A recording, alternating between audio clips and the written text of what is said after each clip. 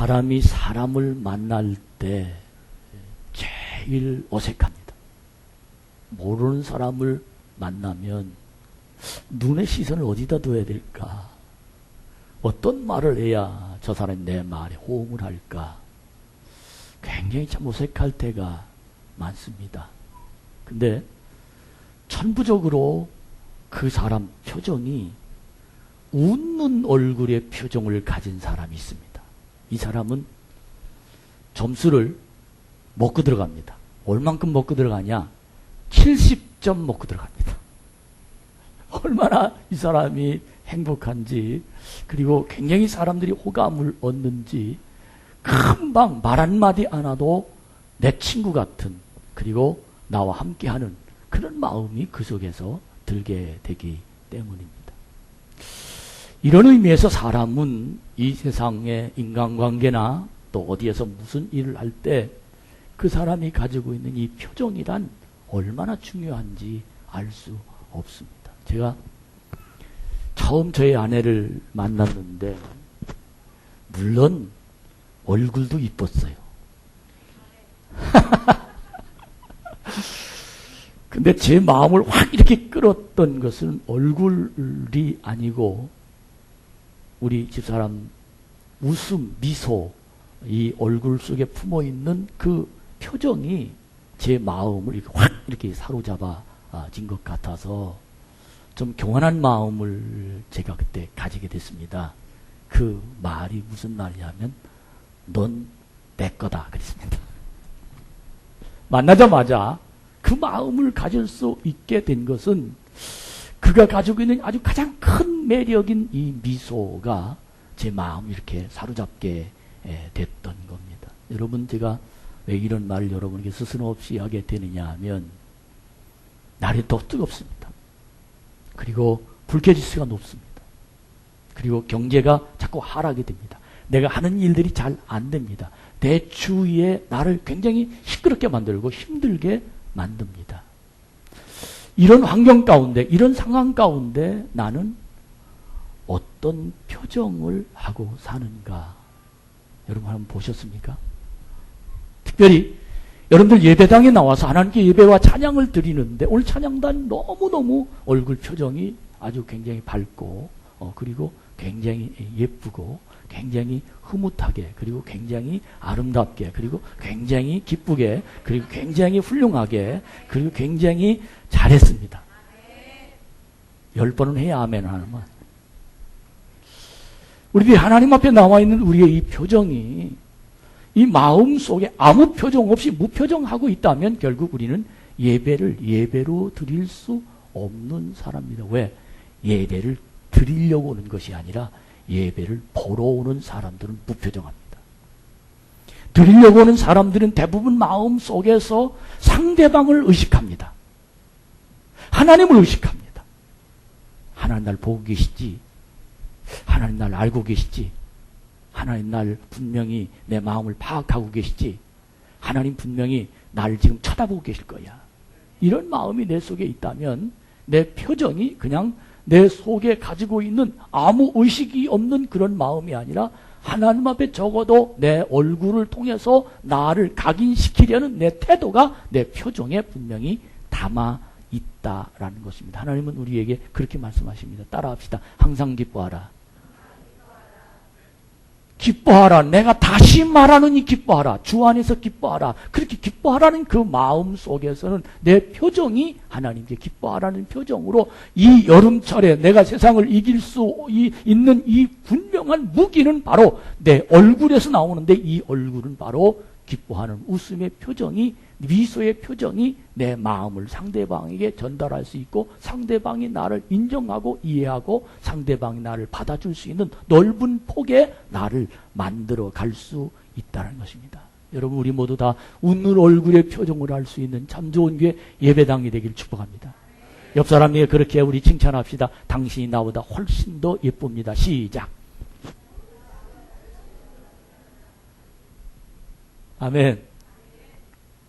어떤 성도가 여름이 되어서 별로 이렇게 옷은 많은데 간단하게 요즘 입고 갈, 어디 나갈 그런 옷이 없어서 좀 싸면서도 또 품위가 있으면서도 그리고 좋은 그런 옷이 없을까 하고 생각하면서 이제 쇼핑을 하러 나갔습니다.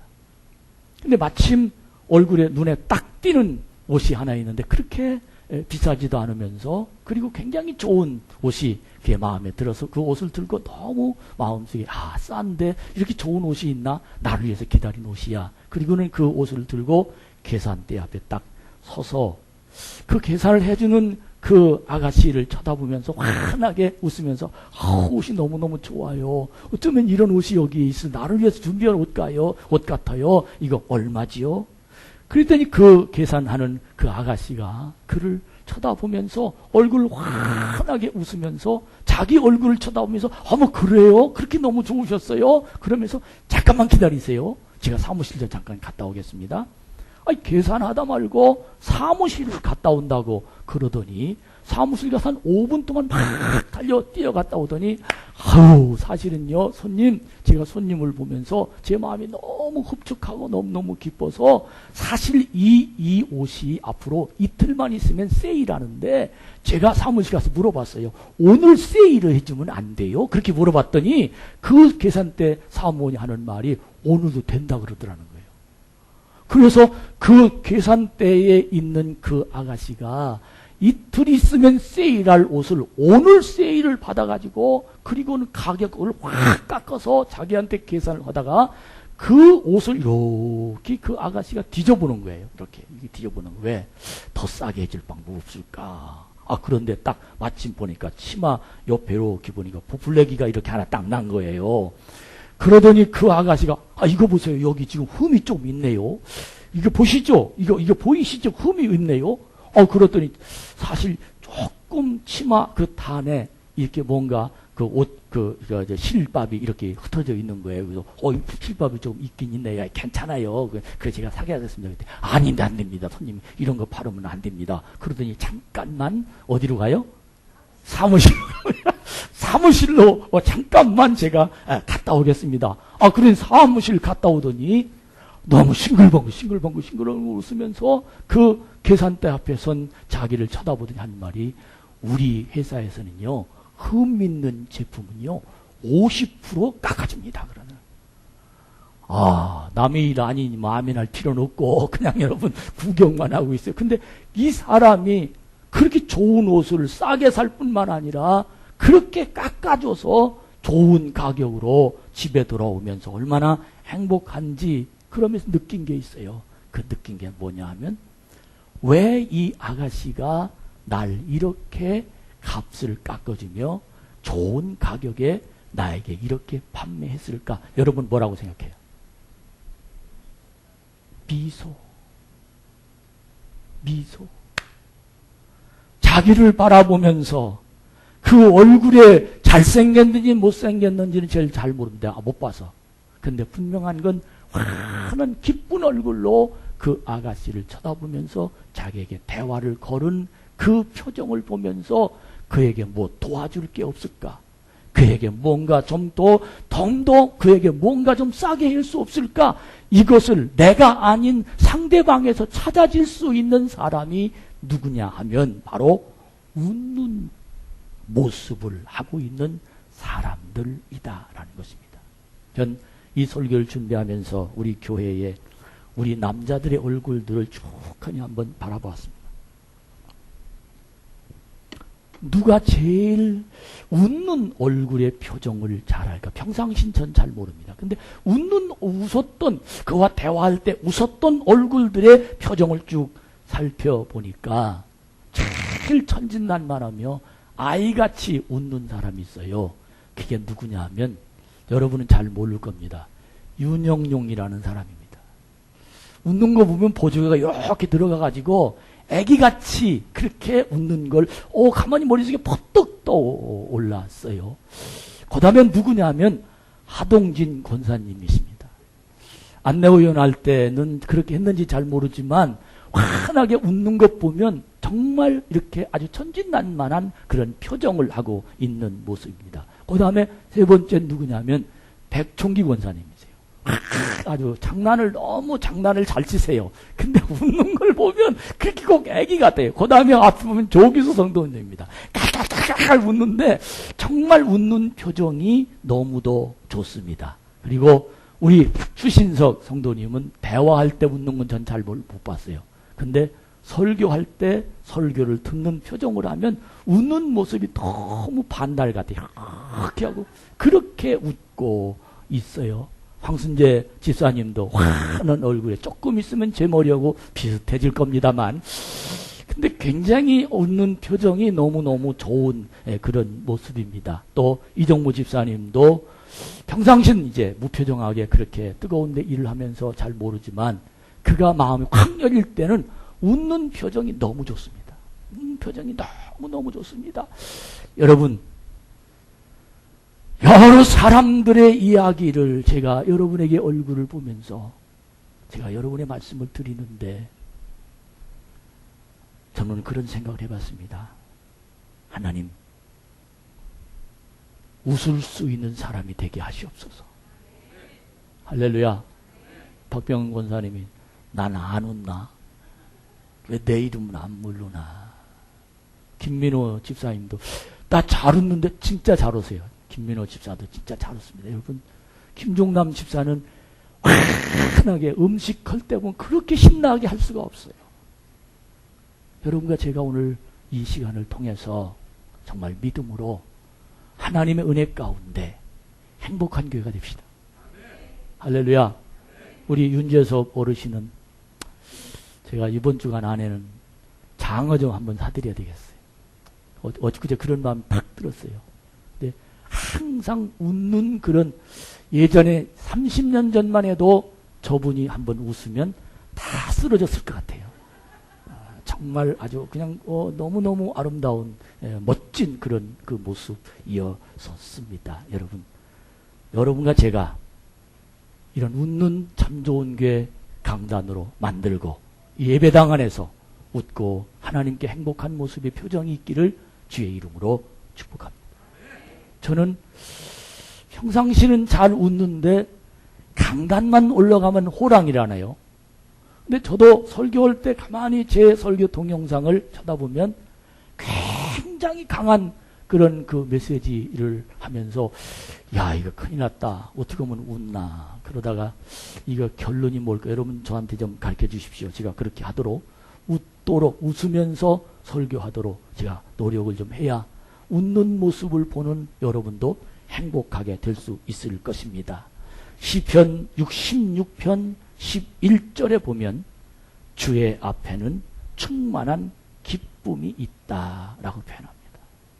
주의 앞에는 충만한, 주의 오른쪽에는 영원한 즐거움이 있다. 그리고 히브리서 1장 9절에 보면 하나님 곧 주의 하나님이 즐거움의 기름을 부어 주께 부어 주를 동류들보다 뛰어나게 하셨도다. 사랑하는 여러분, 즐거움의 기름을 부어주시는 전능하신 하나님을 만나는 오늘 이 예배가 되기를 주의 이름으로 축복합니다. 마음이 무겁습니다. 그리고 내 뜻대로 이루어지질 않습니다. 가슴이 항상 먹먹합니다. 내 계획이 진행이 되지 않습니다. 세상에 살기가 너무 어렵습니다. 좋은 사람들 만나면 좋은데 만나는 사람보다 나를 힘들게 합니다. 그때마다 사랑하는 여러분, 거울을 보면서 아니면 내 자신을 보면서 주님의 즐거움의 기름 부음이 여러분에게 임할 때 여러분도 저도 이 여름철에 하나님의 놀라운 은총으로 정말 하나님과 함께 일하는 동료로 세상을 살아가는 복 있는 사람이 될 줄로 믿습니다. 하나님과 함께 일하는 동료가 되어서 주의 즐거움의 기름을 부어 주님이 주시는 은총을 받는 우리들이 되면 주의 즐거움의 기름이란 내 마음의 세상을 이길 수 있는 힘이 될 뿐만 아니라 주의 즐거움의 기름이란 인간의 힘으로 살 수 없는 여러 가지 문제에 부딪힐 때 마치 돌아가지 않는 기계에 기름을 부어서 돌아가게 하듯 내 마음이 괴로워 견딜 수 없을 때 주님의 기름을, 즐거움의 기름을 부으면 내 인생이 하나님의 은혜로 세상을 살아갈 수 있는 큰 힘이 우리들에게 분명히 전 함께 하신 하나님의 능력이 임하게 될 줄로 믿습니다. 하나님은 모든 사람에게 성공적인 삶을 살도록 모든 사람을 창조하셨습니다. 창조했다는 말은 보내셨다는 말이고 하나님이 만드셨다는 말이고 하나님이 개개인에게 모든 사람에게 계획이 담아있다라는 말의 의미이기도 합니다. 그분은 창세전에 우리 삶을, 인간의 삶을, 여러분과 저의 삶을 분명히 정확한 계획을 세워놓고 있고 나로 말미암아 세상을 움직일 수 있는, 세상을 이길 수 있는 뿐만 아니라 내 고난을 넘어갈 수 있는 힘이 내 속에 담아있다는 사실을 성령이 함께한 사람들은 분명히 우리 속에서 그것이 나타나게 될 줄로 믿습니다. 그래서 문제를 만날 때마다 하나님의 은혜가 내 속에 임한 사람은 주님께서 즐거움의 기름을 부어주십니다.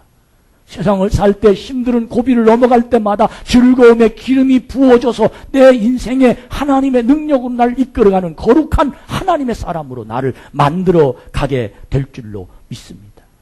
우리 모두 하나님의 사람이 되어서 세상에 많은 문제가 우리 앞에 다가올 때지만 그러나 하나님과 만나는 순간이 되어서 하나님의 동료로 살아가는, 하나님과 함께 일하는 사람으로 살아가는, 하나님 나와 동행하는 믿음의 사람으로 살아가는 거룩한 하나님의 자녀가 되기를 주의 이름으로 축복합니다. 오늘 이 고린도후서 6장 1절에 보면 분명히 처음에 우리에게 하나님의 메시지를 들려주는데 그 첫 번 메시지가 어떤 말이냐 하면 하나님께서 하나님과 함께 일하는 자로 개정 개혁판에 그렇게 나타나고 그뿐만 아니라 유진 피터슨이라는 사람이 쓴 내용의 성경책에 보면 하나님과 함께하는 동료로서라고 말합니다. 사랑하는 여러분, 하나님과 함께 일하는 자로서, 하나님과 함께 일하는 동료로서 하나님께서 주신 놀라운 삶을 조금도 낭비하지 말아라. 나는 하나님과 함께하는 사람이다. 하나님 나와 동행하는 사람이다. 하나님 나를 지키시는 사람이다. 코워커란 말은 하나님 나의 동력자라는 겁니다. 하나님은 나와 동력자입니다. 하나님 내 인생을 주관하고 하나님께 내 손잡고 계시고 하나님 내 등 뒤에 계시고 하나님 내 앞에서 나를 인도하고 계시고 하나님 나침반처럼 내 삶을 가리키는 놀라운 능력이 그 하나님이 내 동업자라는 것입니다. 이런 사람들에게 하나님은 우리에게 분명히 말합니다. 그런 사람을 하나님 우리에게 표현하시기를 저는 그렇게 해석했습니다. 하나님과 함께 일하는 사람이 누구냐? 바로 그 사람이 하나님의 동료라는 겁니다. 할렐루야. 하나님의 동료. 하나님의 동료는 어떤 일이든지 가능한 한 그는 무너지지 않습니다. 하나님의 동료는 그는 어떤 일을 하든지 그는 실패하지 않습니다. 하나님의 동료는 어떤 속에 있든지 그는 그 속을 뚫고 나갈 수 있는 힘이 그에게 하나님의 동행하심으로 말미암아 그에게 능력을 허락하시는 놀라운 역사가 일어나게 될 줄로 믿습니다. 그러므로 우리의 삶이 고난이나 피곤함이나 무능함이나 또 실망함이나 사람에게 화를 내거나 감정이 내 속에 나를 주관하거나 그리고 내 인생을 실패의 감정을 가지고 세상이 헛되거나 아니면 누구 미워하거나 이런 마음이 내 속에 가득 차 있는 삶을 오늘 성경은 이야기하기를 우리 한번 따라합시다. 낭비다. 낭비. 낭비란 말은 쓸 때 쓰는 것이 아니라 못 쓸 때, 안 쓸 때 쓰는 것을 보고 낭비라고 말합니다.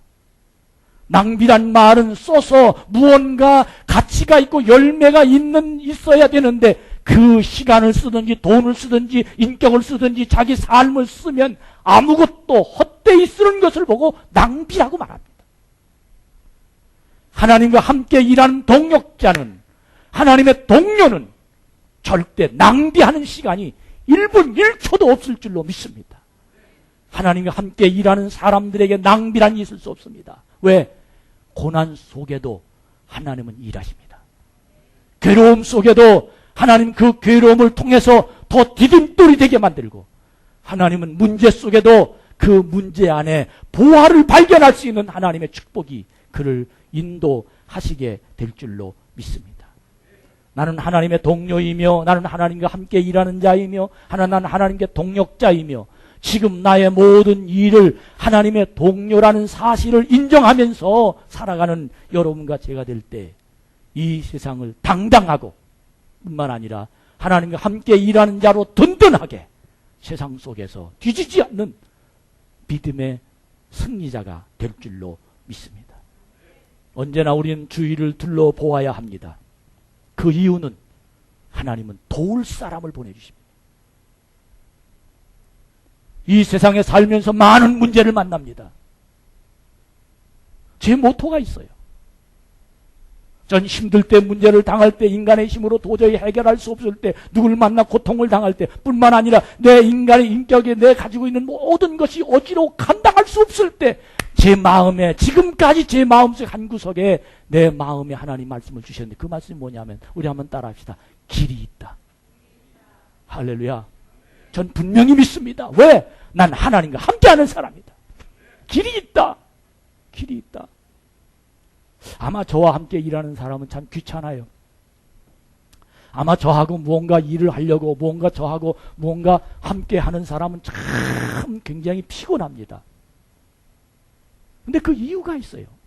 그 이유는 뭐냐면, 이 길이 없으면 저 길이 있을 것이고, 여기서 못 찾으면 저기서 찾을 것이고, 이 사람과 해서 안 되면 저 사람을 만날 것이고, 저는 수없이 많은 곳에서 길을 찾습니다. 근데 분명한 건 반드시 길이 있더라고요. 믿으시면 아멘. 할렐루야. 제가 어린이집 뒤에다가 이제 공사를 이번 수요일 날, 화요일 날 차가 들어와서 수요일 날 공사를 시작하는데, 저 산빛 아래에다가 공사를 하려고 5년을 벌렸어요. 누가 저기에다가 허가를 내주겠느냐는 거예요. 어떻게 저기다가 집을 질 수 있느냐는 거예요. 많은 사람들이 혀를 치고 가요. 저 안 된다는 거예요. 전 법적인 걸 검토했어요. 생각을 해보세요. 어린이집이 400평인데 비탈진 저 땅이 150평입니다. 살 때는 400평 값 다 주고 샀어요. 그럼 150평을 헌재 놓으면 이건 얼마짜리라는 겁니까? 도대체 안 될 일이에요. 저는 수백 명의 사람들을 만났어요. 수십 번 그림을 그려봤어요. 하나님은 계획이 있다. 우리 이토록 버려지지 않을 것이다. 분명한 건 하나님은 길을 찾는 자들에게 주십니다. 그 이유가 있습니다. 그 이유는 나는 하나님과 함께하는 사람이다. 하나님은 분명히 우리를 통해서 역사하실 것이다. 여러분, 저 뒤에가 자동차가 저 산빌탈에 10대쯤 들어가는 주차장으로 1층에 쫙 바꿀 거예요. 그리고 그 위에 상가를 오고 가능하면 그 위에다가 더 건축을 하고 싶은 그런 사람입니다. 왜? 땅을 사용해야죠. 사랑하는 여러분, 많은 사람들이 자기 편견대로 생각합니다. 그러나 전 분명하게 믿습니다. 하나님이 함께하면 하나님은 분명하게 하나님의 계획을 진행시키는 하나님의 사람을 사용하는 놀라운 역사가 일어나게 될 줄로 믿습니다. 그래서 저는 분명히 생각합니다. 언제나 주위를 둘러보는 사람이 되라. 왜? 도울 사람을 하나님은 보내신다. 전능하신 하나님이 나의 동료의 손길을 기대하며 기다릴 수 있는 삶을 살면 하나님은 분명히 천사를 보내시고 까마귀를 보내시고 하나님의 능력이 우리를 주관하는 놀라운 역사가 일어나게 될 줄로 믿습니다. 엘리야가 배고파 견딜 수 없을 때 까마귀를 보냈습니다. 노아가 하나님의 방주를 만들게 하시면서 그는 일생을 하나님의 방주를 만드는 그 일을 했습니다. 사람들은 실패라고 했습니다. 그런데 놀라운 건 노아를 하나님이 축복하는 가문으로 하나님은 만드셨습니다. 사랑하는 여러분, 오늘 성경은 분명히 우리에게 말씀하십니다. 하나님과 함께 일하는 자로서, 하나님의 동료로서 너는 시간을 낭비하지 말아라. 넌 인생을 헛되이 보내지 말아라. 하나님이 우리와 함께 하시면 네 삶은 결코 실패가 아니라, 네 삶을 결코 끝장이 아니라 하나님의 길은 우리에게 분명히 열려질 줄로 믿습니다. 나는 하나님의 동료입니다. 나는 하나님과 함께 일하는 사람입니다. 언제나 우리는 우리 주위의 사람들이 나를 나의 동력자가 되도록 하나님 나를 만들어 주실 줄로 믿습니다. 오늘까지 사는 동안 누구 때문에 올 수 있었나요? 지금까지 사는 동안 여러분은 누구의 도움을 받고 오셨나요? 오늘까지 사는 동안 여러분들은 누가 여러분을 가장 가까운 것을 여러분들을 밀어주고 후원해주고 여러분의 응원해주고 여러분을 칭찬해주고 협력해주고 여러분의 마음을 위로해주고 여러분에게 지금 일어나도록 도우신 그 사람이 누구십니까?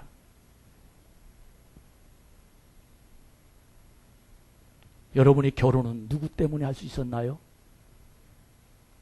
여러분의 사업은 누구 때문에 지금 일어날 수 있나요? 여러분의 가정은 지금 누구 때문에 지금 잘 행복하게 살 수 있었나요? 나의 자녀는, 내 건강은, 내 모든 인생은 누구 때문에 지금 내가 이 자리에 설 수 있나요? 전 분명히 자신 있게 말할 수 있습니다. 내 하나님, 나의 힘이 되신 여호와여, 내가 주님을 사랑하나이다. 하나님이 함께 하시는 그 사람 속에 하나님은 사람을 보내고 돈을 보내고 건강을 주고 때로는 위험을 무릅쓰고라도 하나님 우리를 지켜주시고 지금까지 하나님이 나를 책임져 주신 줄로 믿습니다. 출애굽기 14장 12절부터 14절까지 말씀을 보면 하나님이 이스라엘 백성들을 애굽에서 꺼내주셨습니다.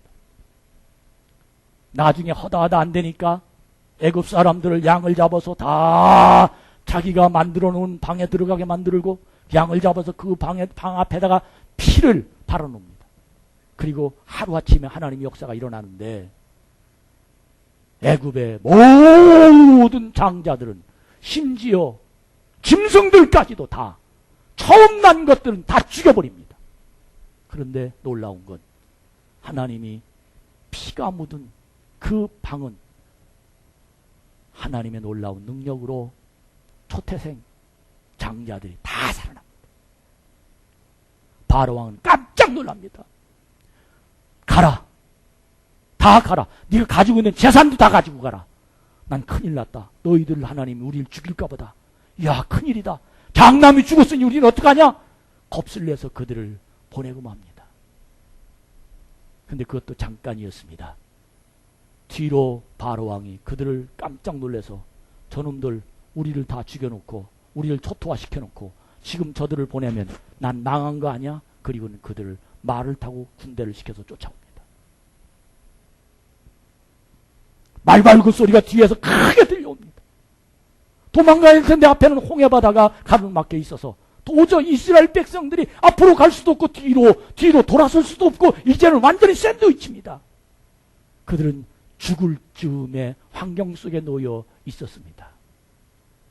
이스라엘 백성들은 하나님께 받은 은혜를 잃어버렸습니다. 하나님이 장자를 살려준 하나님, 10가지 재앙으로 그들을 인도하신, 여기까지 인도하신 하나님, 하나님이 그들에게 축복하신 하나님, 그들을 살려주신 하나님, 그들에게 모든 걸 여기 능력으로 지켜주신 그 하나님을 그들은 당장 죽게 됐으니까 잊어버리고 그들을 이끌어온 지도자 모세를 향하여 원망하기 시작합니다. 모세야, 차라리 거기서 종으로라도 사는 게 좋지. 여기 가서 죽으려고 왜 우리를 데리고 왔냐?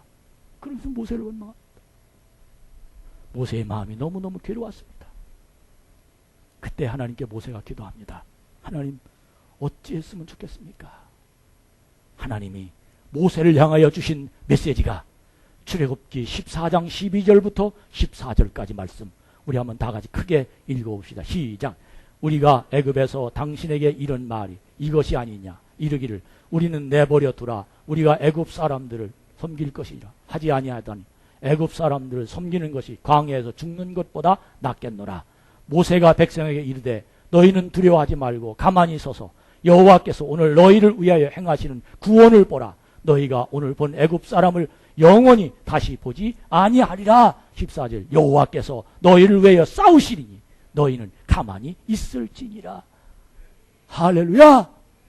백성들은 너희를 노세야 왜 우리를 데려왔느냐? 차라리 죽는 것보다 거기 살게 내버려 두지 라고 말하는데, 모세는 하나님의 음성을 듣고 그들에게 너희를 위하여 싸우시리니 너희는 가만히 있을지니라.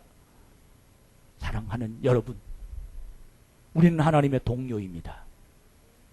우리는 하나님과 함께 일하는 사람들입니다.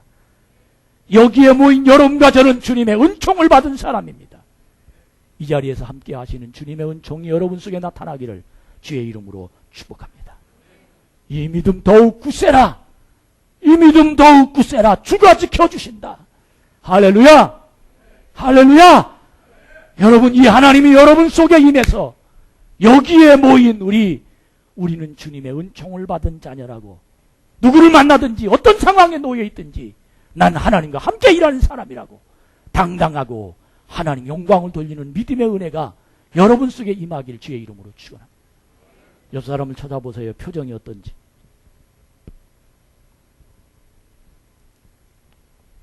여러분, 하나님의 은총받은 표정을 늘 지니는 여러분과 제가 되기를 주의 이름으로 축원합니다.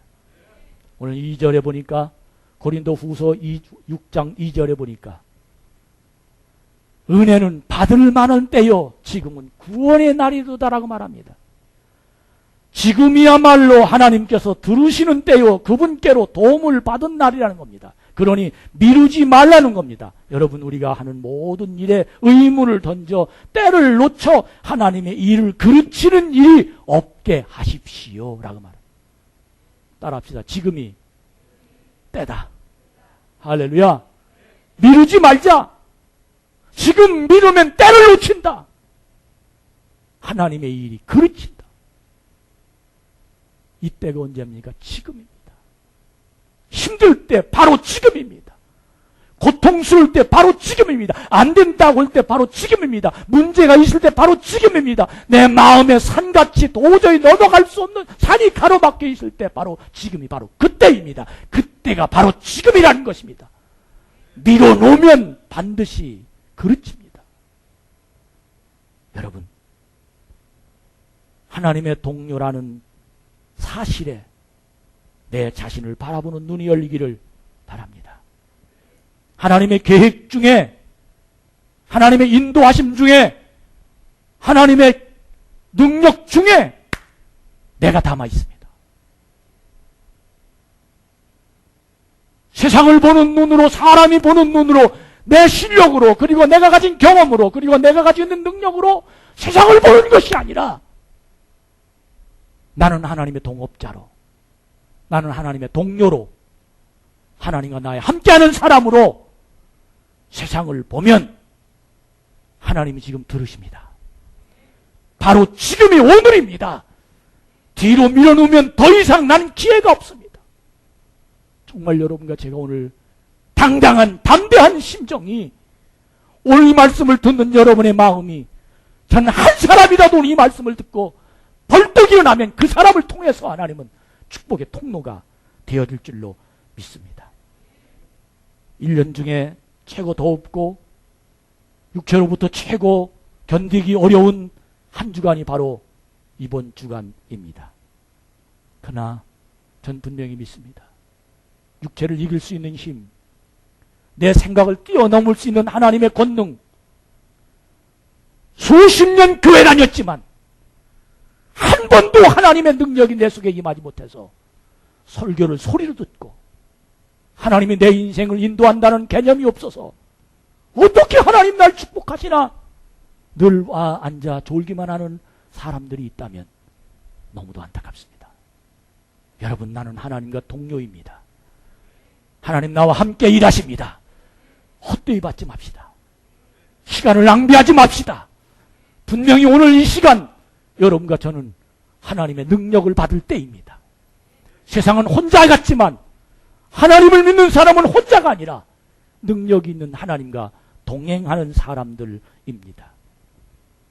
오늘 고린도후서 6장 3절에 보면 우리가 하나님의 종이 되어 하는 일은 세세한 부분에 이르기까지 정당함을 인정받습니다 라고 말합니다.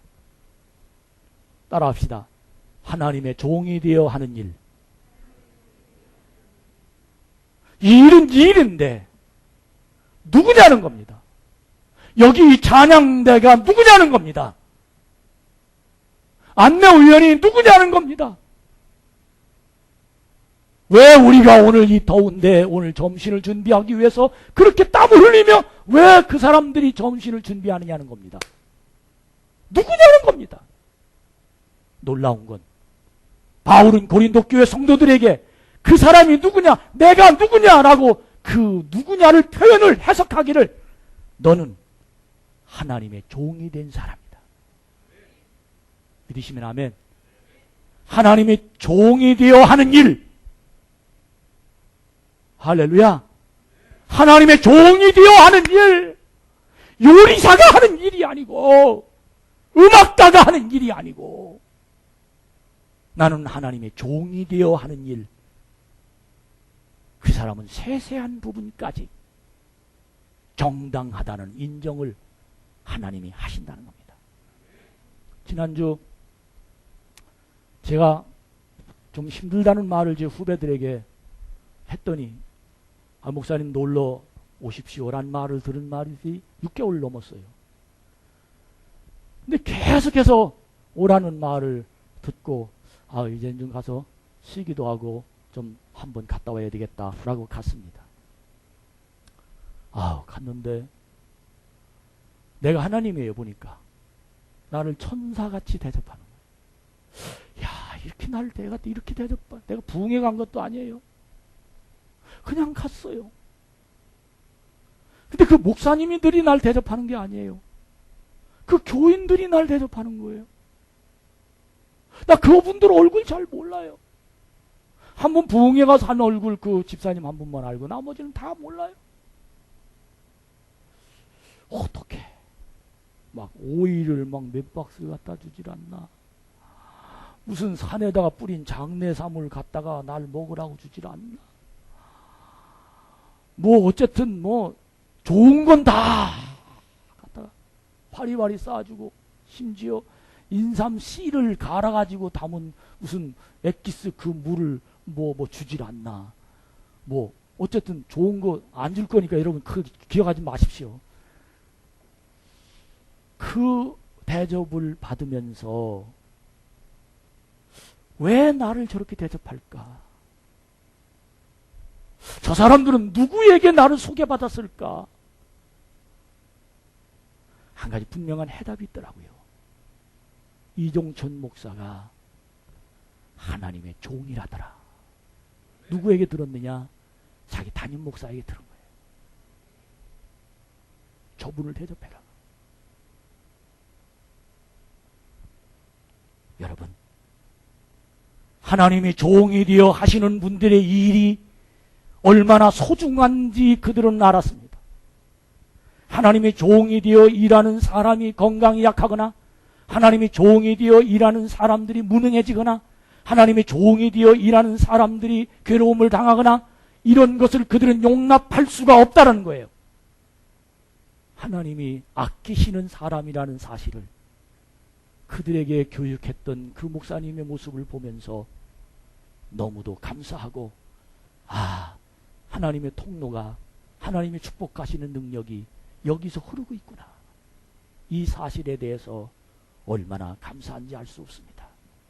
사랑하는 여러분, 오늘 고린도후서 6장 3절에 보니까 하나님의 종이 되어 하시는 일에 대한 부분을 인정하면서 저렇게 할 수 있다라는 사실을 깨닫고 저는 이 성경 속에 그들이 들어가 있음을 느끼면서 너무 큰 감동을 받고 왔습니다. 여러분, 하나님의 종이 되어 하는 일에 관심을 갖는 자가 되길 주의 이름으로 축복합니다. 선교란 무엇입니까? 하나님의 종이 되어 하는 일이 선교입니다. 목회란 무엇입니까? 하나님의 종이 되어 하는 일이 목회입니다. 설교란 무엇입니까? 하나님의 종이 되어 하는 일이 설교입니다. 하나님께서 인정하신다라는 이 일에 대해서 여러분과 제가 모두 다 하나님의 일에 관심을 갖고 하나님이 인정하는 일에 대한 그 일이 여러분의 것이 되기를 주의 이름으로 축복합니다. 어제 여름 성경학교를 하는데 교사들의 그 열정을 보면서 한 2달, 2달로 넘은 것 같아요. 기도하고 전도하고 또 프로그램을 세우고 또 기도하고 또 뭐 얘기하고. 참 어떤 때는 안타까운 생각, 저렇게 열심히 하는데 아이들을 보내지 않는 모습이 너무너무 안타까웠습니다.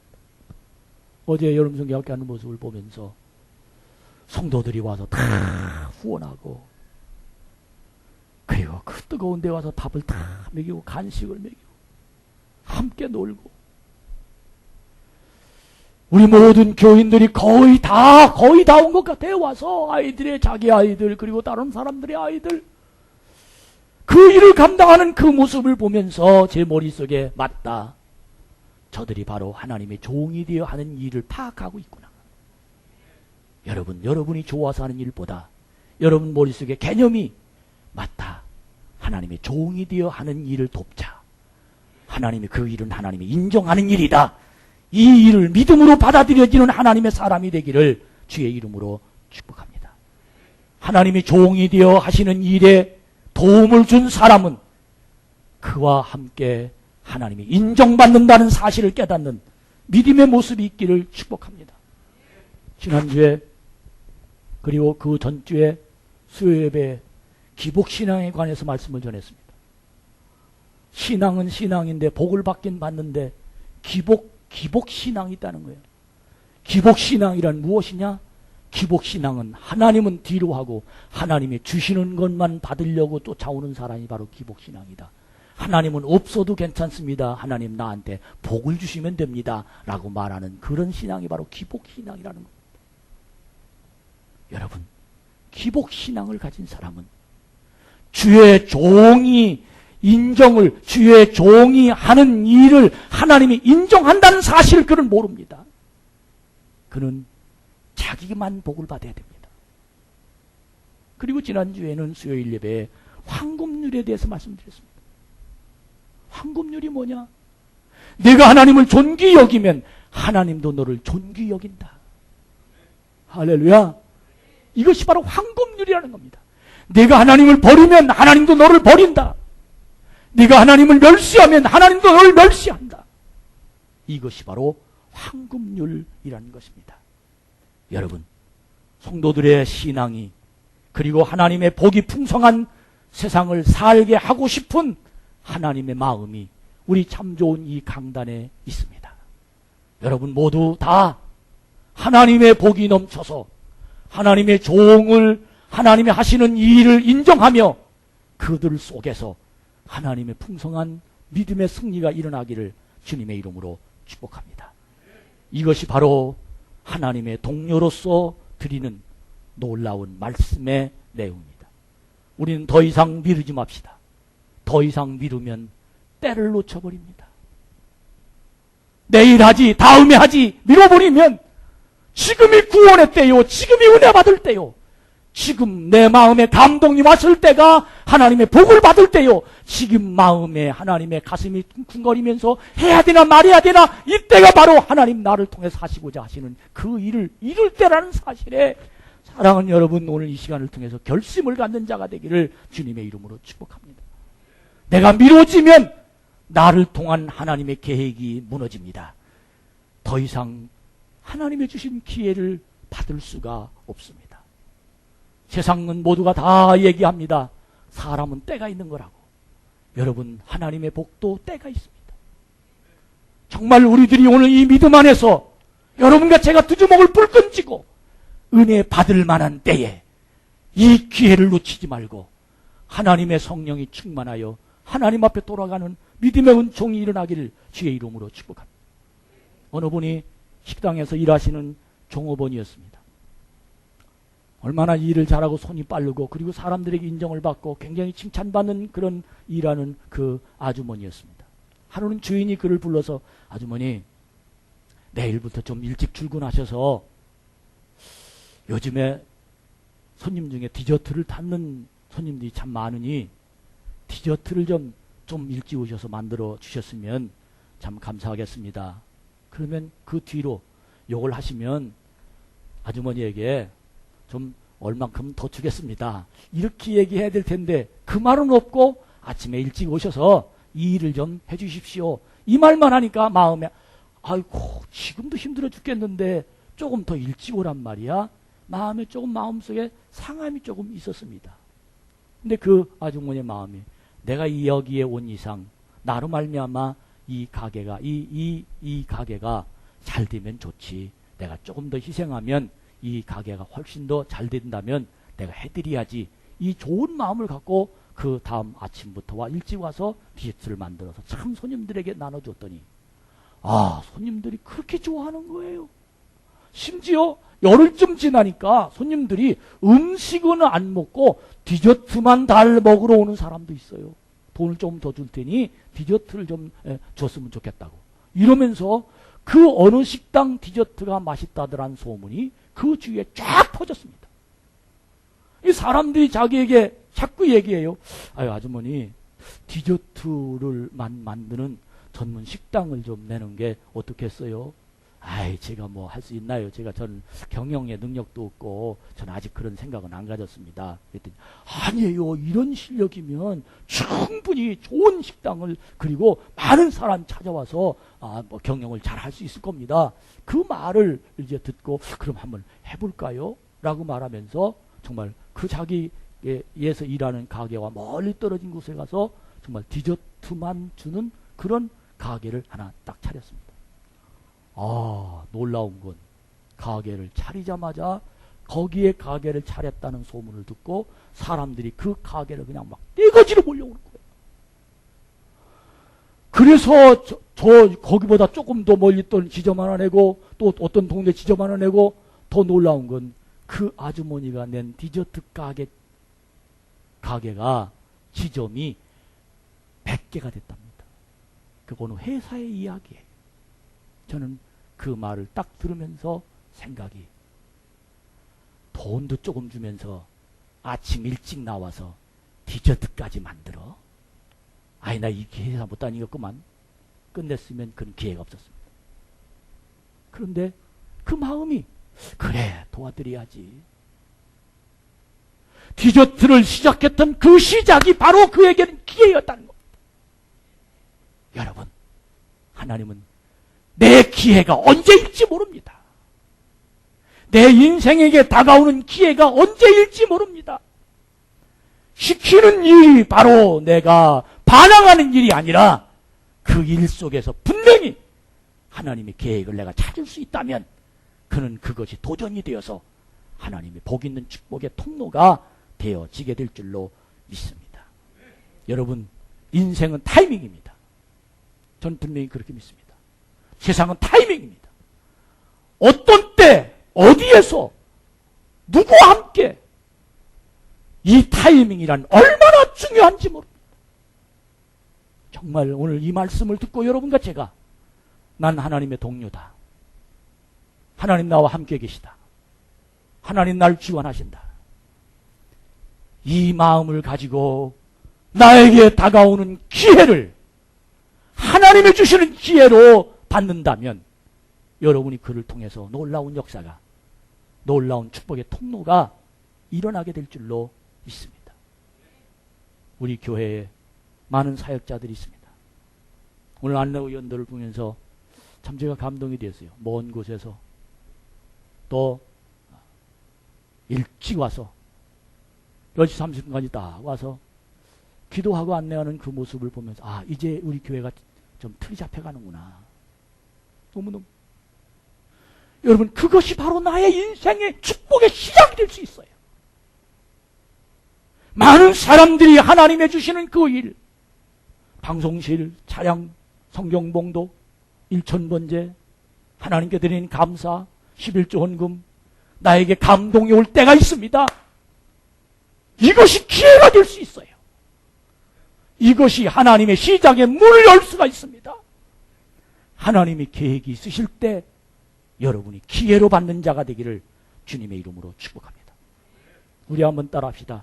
현재는 그렇게 중요하지 않다. 크게 시작. 조금 더 크게 시작.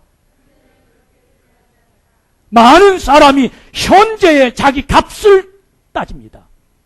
내가 돈을 얼마나 버는데 자기 값입니다. 아니에요. 이미 지나간 겁니다. 현재는 그렇게 중요하지 않습니다. 하나님이 우리를 위해서 은혜의 순간을 예비하심을 믿고 기도하면서 은혜의 순간, 축복의 순간, 하나님의 통로가 언제냐 그 시간을 찾는 것이 내 인생에는 얼마나 중요한지 알 수 없습니다. 그런데 그 시간이 언제냐는 겁니다. 늘 깨어 있어야 그 시간을 잡을 수 있습니다. 왜 예배를 소중하게, 왜 새벽 기도회를 소중하게, 왜 수요 예배를 소중하게, 왜 말씀을 그렇게 순종하는 이유가 무엇이냐면 하나님이 어떤 때에 나에게 계획이 담아 있는지 알 수 없기 때문입니다. 그 계획은 하나님만이 아십니다. 여러분, 저는 오늘 카톡에 예배는 삶의 영순이라는 문자를 보냈습니다. 왜? 예배 속에 하나님이 나를 어떻게 인도하실지, 언제 인도하실지, 누구로 인도하실지 아무도 모릅니다. 저와 여러분은 이 기회를 하나님의 기회로 삼는 놀라운 역사가 있기를 축복합니다. 나는 이 일이 하나님이 예비하신 일일까? 이 일이 하나님이 나를 위해서 축복하신 일일까? 어떤 사람은 머릿속에 채요. 아닙니다. 하나님 나에게 당도하는 일을 감사하면서 진행하면 결정은 하나님이 하십니다. 이렇게 하나님 앞에 믿음으로 살아가는 사람들을 하나님은 마지막에 어떻게 그를 축복하셨느냐? 9절부터 10절까지 말씀을 보니까 세상이 우리를 무시하지만 하나님께서는 우리를 인정해 주십니다. 거기서부터 시작. 죽었다는 소문이 돌기도 하지만 우리는 멋지게 살아 있습니다. 우리는 거의 죽을 정도로 맞았지만 죽지 않았습니다.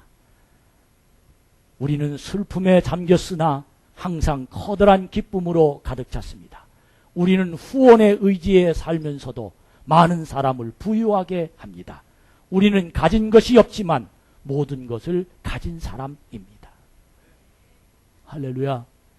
여러분이요, 하나님이 여러분들을 책임지시는 사람이 되길 바랍니다.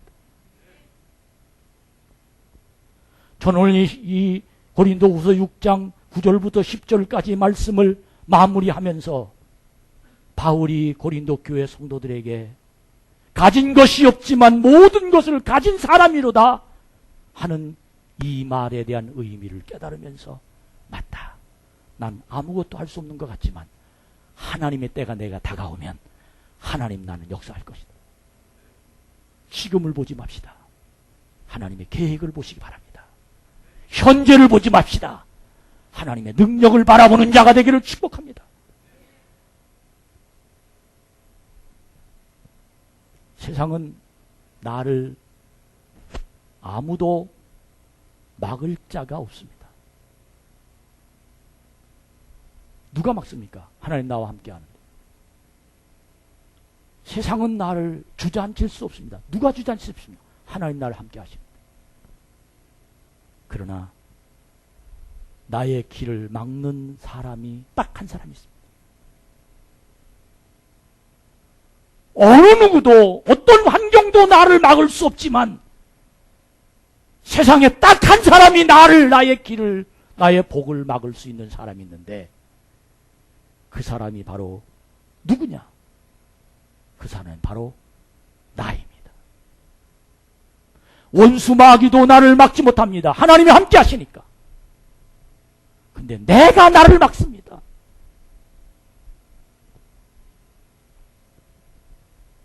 왜 그렇습니까? 어떻게 내가 나의 길을 막는단 말입니까? 불행한 인생 때문에 내 자신이 주저앉았습니다. 실패한 세상 때문에 내 자신이 나를 움직일 수가 없습니다. 다른 사람의 말 때문에 내가 화가 있어서 기도하지 못하는 내가 됩니다. 나의 감정에 포로가 되고 말았습니다. 나의 형편이 안 좋아서 하나님의 은혜가 있음에도 불구하고 한 발짝도 앞길을 걸어가지 못합니다. 내 건강이, 내 마음이 내키지 않아서 내 자리를 일어나지 못하고 있습니다. 여러분, 마귀도 못 말리고 세상도 못 말리고 누구도 못 말리는데 내가 나를 말리고 있단 말이야. 누구 때문에 내가 못하고 무엇 때문에 내가 못하고. 저는 오늘 말씀을 마무리하면서 나는 하나님의 동료다. 할렐루야. 나는 하나님의 동료다. 여러분, 나는 하나님 함께하는 사람. 고난이 있을 수 있어요. 막는 사람이 있을 수 있어요. 그러나 나는 하나님과 함께하는 사람이다. 저의 뒤안길을 쳐다봤습니다. 어쩌면 그렇게 문제가 많이 여기에 교회를 세울 때 얼마나 많은 문제가 생겼는데 그것도 이겼는데 그것보다 더 큰 일이 다가와도 난 하나님의 동료다. 여러분, 하나님의 능력이 여러분과 함께하길 바랍니다. 이것이 바로 믿음입니다. 이 마음이 바로 믿음입니다. 믿음이 없이는 주저앉습니다. 믿음이 있으면 일어납니다. 믿음이 없으면 교회 와서 아무 소리도 못 듣고 갑니다. 믿음이 있으면 하나님 말씀이 양식입니다. 믿음이 있으면 하나님의 길을 발견할 수 있습니다. 99세의 아브라함에게 하나님이 너에게 아들을 낳게 해주겠다고 말했습니다. 하나님은 아브라함은 웃었습니다. 사라도 웃었습니다. 그때 하나님은 아브라함과 사라에게 눈을 똑바로 뜨고 쳐다보면서 분명하게 말씀하십니다. 엘샤다이, 나는 전능하신 하나님이다. 믿으시면 아멘. 여러분, 제 자신을 쳐다보면서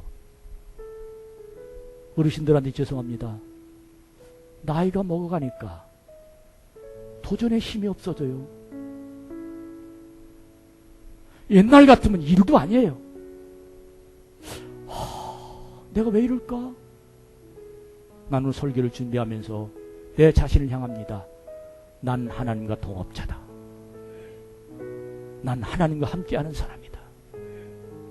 지금까지 하나님 날 축복하셨다. 여러분, 오늘은 새날입니다.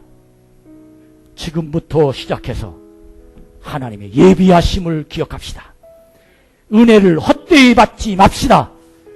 기회를 놓치지 않는 자가 되기를 축원합니다. 많은 사람이 실패 후에 자기를 내려놓습니다. 할 수 있습니다. 주께서 도와주십니다. 아바 아버지